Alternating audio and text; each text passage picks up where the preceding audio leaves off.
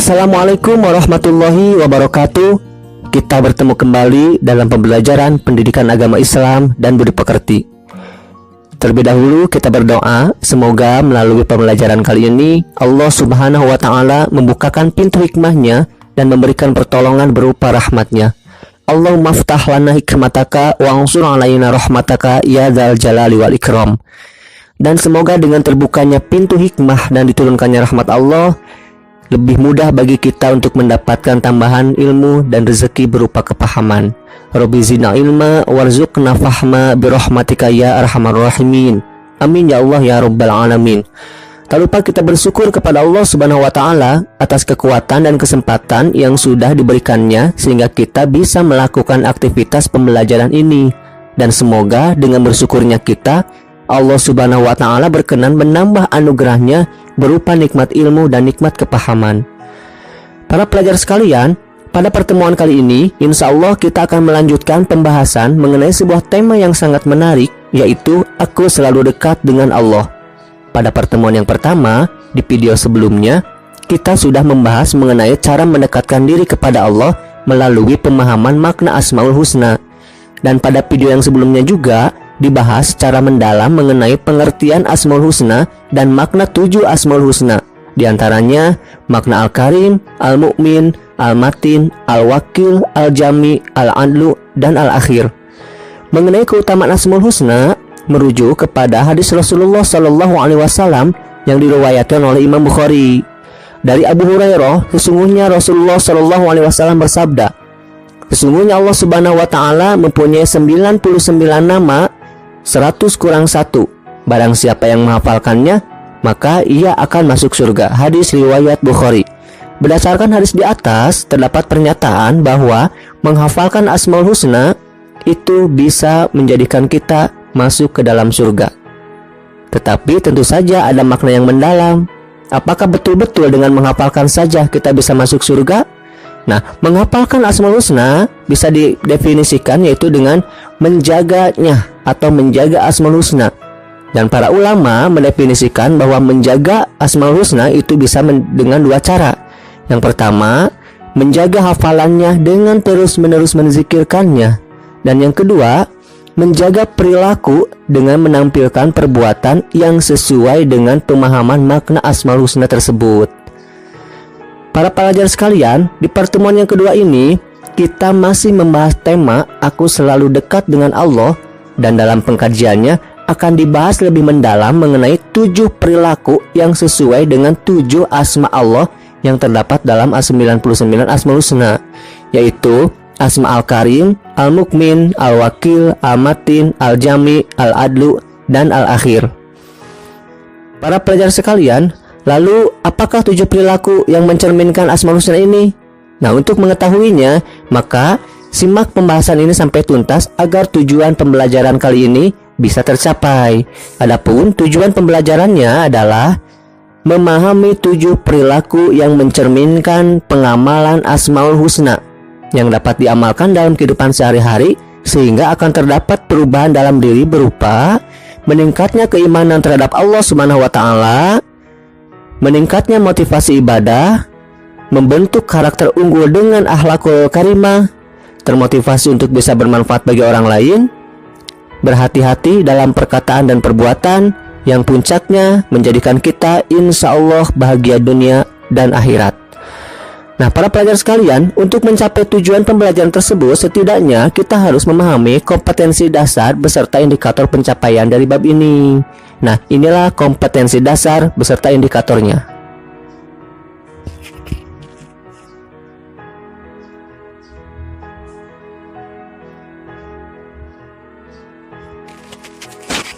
Untuk memahami kompetensi dasar beserta indikator pencapaiannya dari bab ini, maka dalam pembelajaran kali ini akan melalui beberapa tahap sebagai langkah pembelajaran. Di antaranya, menyimak dan menyimpulkan segmen membuka relung hati. Yang kedua, menyimak dan memahami materi pada wacana memperkaya khazanah keilmuan. Yang ketiga, mengikuti kuis. Oke, para pelajar sekalian, simak dengan serius sampai tuntas, bahkan siapkan juga catatannya agar kalian memahami dan bisa dengan mudah menjawab kuis-kuisnya. Nah, para pelajar sekalian, memasuki langkah pembelajaran yang pertama adalah segmen membuka relung hati. Silakan kalian menyimak cuplikan berikut ini.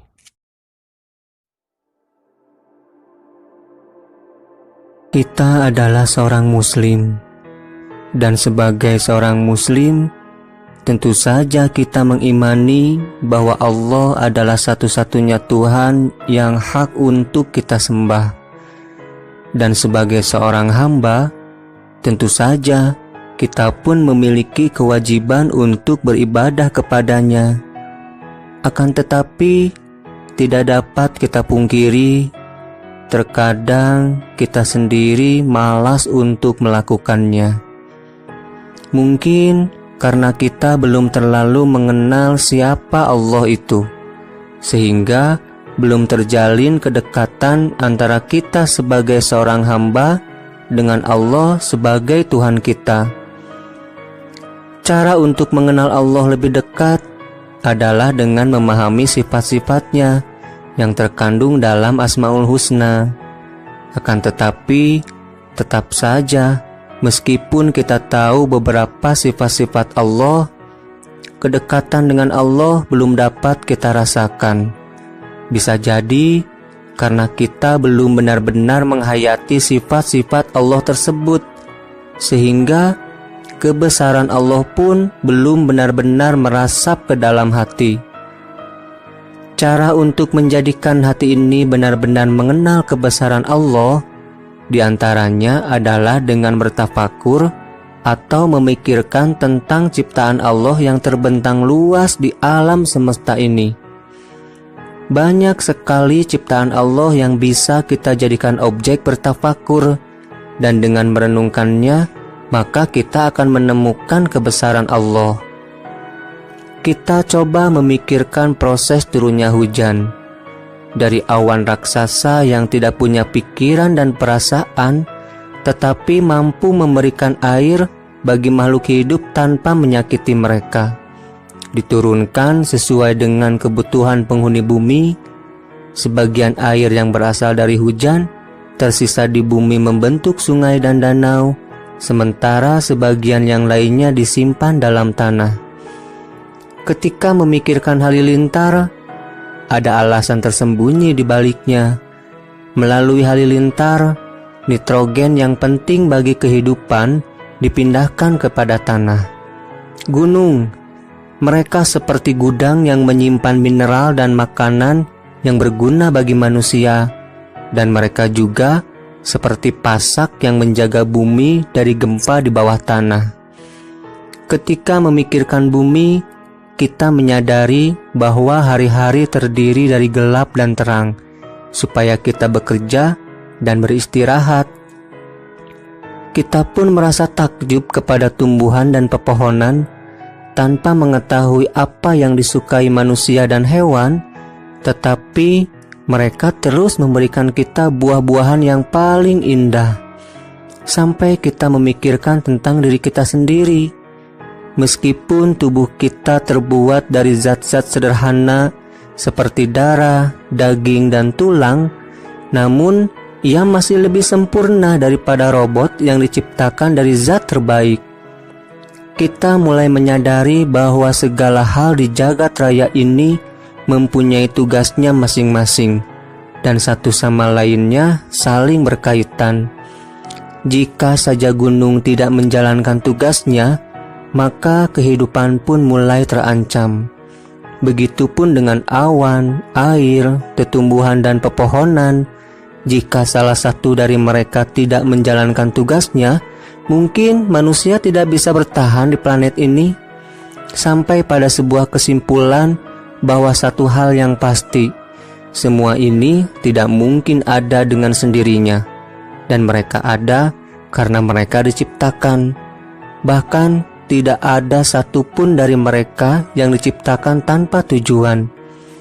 Dan satu hal yang pasti, yang sanggup menciptakan dan mengatur mereka hanyalah Allah Subhanahu wa Ta'ala, yang dengan sengaja menciptakan mereka demi kebaikan manusia.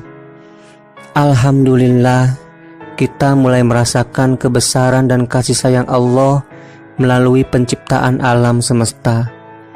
Tidaklah bijak ketika kita mengetahui keagungan Allah ini, tetapi tidak ada perubahan dalam diri kita, baik dalam ucapan maupun perbuatan.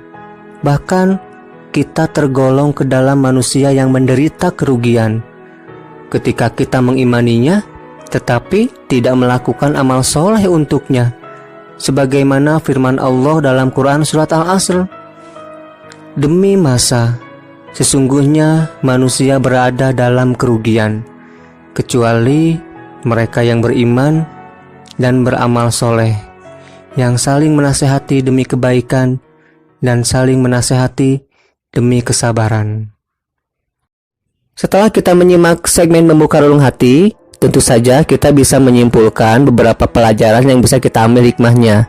Yang pertama, meningkatkan keimanan dengan merenungkan Asmaul Husna. Yang kedua, mentafakuri alam semesta untuk menemukan makna Asmaul Husna. Yang ketiga, semangat beribadah karena telah merasakan kedekatan dengan Allah. Dan yang keempat, mengamalkan Asmaul Husna dalam bentuk amal soleh. Para pelajar sekalian, memasuki langkah pembelajaran yang kedua, yaitu segmen memperkaya khazanah keilmuan. Dan pada pembahasannya, kita akan mengkaji 7 bentuk perilaku yang mencerminkan keimanan terhadap Asmaul Husna. Yang pertama, kita akan mulai dengan mengkaji Asma Al-Karim. Al-Karim berarti Allah Subhanahu wa Ta'ala Maha Mulia lagi Maha Pemurah yang memberi anugerah atau rezeki kepada makhluknya.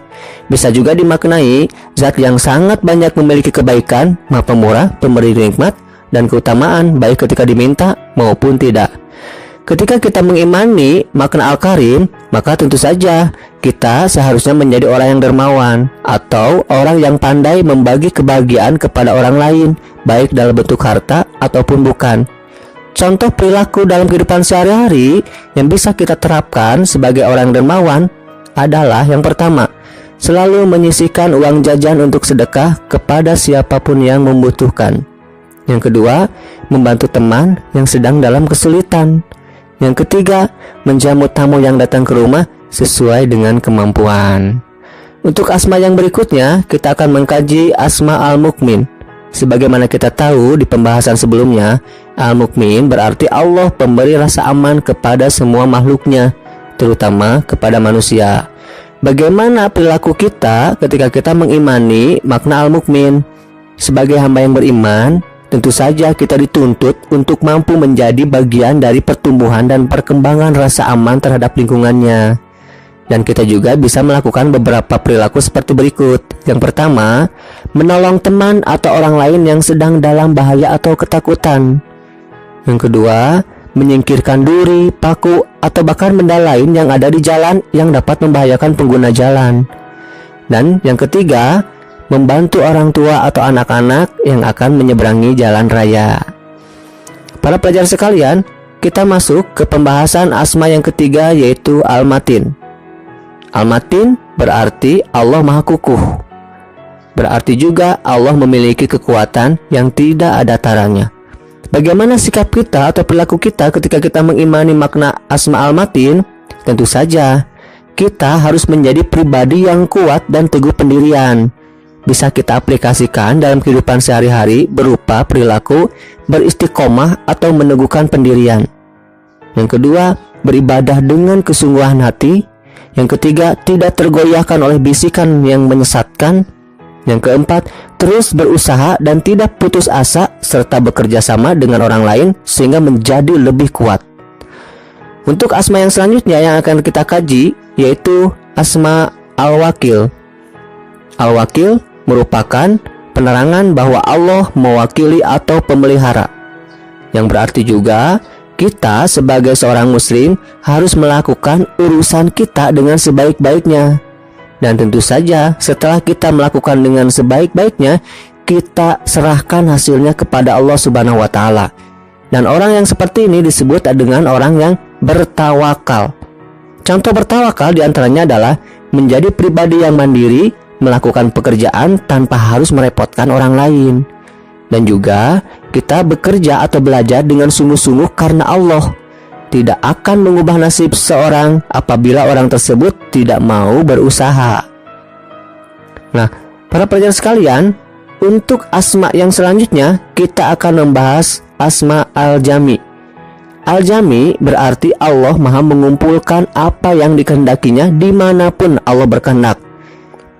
Perwujudan meneladani sifat Allah al-jami ini bisa kita terapkan dalam kehidupan sehari-hari, di antaranya mempersatukan orang-orang yang sedang berselisih, atau kita senantiasa rajin melaksanakan sholat berjamaah. Yang ketiga, hidup bermasyarakat agar dapat memberikan manfaat kepada orang lain. Nah, untuk makna asma yang keenam yang akan kita bahas adalah asma al-adlu. Al-adlu berarti Allah maha adil. Ketika kita mengimani asma al-adlu, kita meyakini bahwa Allah menempatkan semua manusia pada posisi yang sama dan sederajat. Tidak ada yang ditinggikan hanya karena keturunan, kekayaan, atau karena jabatan. Perilaku yang bisa kita terapkan dalam kehidupan sehari-hari sebagai aplikasi dari pemahaman asma al-adlu adalah: yang pertama, tidak memihak atau membela orang yang bersalah, meskipun orang tersebut saudara atau teman kita. Dan yang kedua, menjaga diri sendiri, orang lain, dan lingkungan di sekitar dari tindakan kezaliman. Para pelajar sekalian, untuk yang terakhir kita akan membahas asma al-akhir. Al-akhir berarti Allah maha kekal tatkala semua makhluk hancur. Berarti juga dengan meyakini Allah maha kekal, maka menjadikan kita tersadar bahwa manusia pada akhirnya akan mati dan akan mempertanggungjawabkan segala perbuatannya. Oleh karena itu, maka kita dituntut untuk menjadi orang yang bertakwa, yaitu orang yang senantiasa melakukan perintah Allah Subhanahu wa Ta'ala, dan yang terakhir, kita senantiasa meninggalkan dan menjauhi semua larangan Allah Subhanahu wa Ta'ala. Para pelajar sekalian, kita sudah melewati langkah yang kedua, yaitu segmen memperkaya khasanah keilmuan. Pada kuis ini terdapat 3 pertanyaan, dan masing-masing pertanyaan durasinya 5 detik setelah soal selesai dibacakan.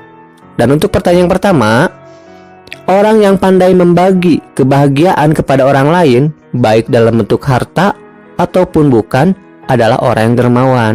Dan ini merupakan karakter yang harus kita terapkan sebagai perwujudan dari Asmaul Husna ... A. Al-Adlu, B. Al-Karim, C. Al-Matin, D. Al-Wakil. 5 detik dari sekarang. Bagi kalian yang menjawab dengan jawaban B, maka selamat, itulah jawaban yang benar. Karena makna Al-Karim adalah Allah yang maha memberi, Allah yang maha dermawan, maka sebagai bentuk perilakunya kita adalah menjadi orang yang dermawan. Memasuki soal yang kedua. Contoh perilaku mengamalkan Asmaul Husna Al-Matin adalah ... A. Mempersatukan orang-orang yang sedang berselisih. B. Menjamu tamu yang sedang datang ke rumah sesuai dengan kemampuan. C. Tidak tergoyahkan oleh bisikan setan yang menyesatkan. D. Hidup bermasyarakat agar dapat memberikan manfaat kepada orang lain. 5 detik dari sekarang.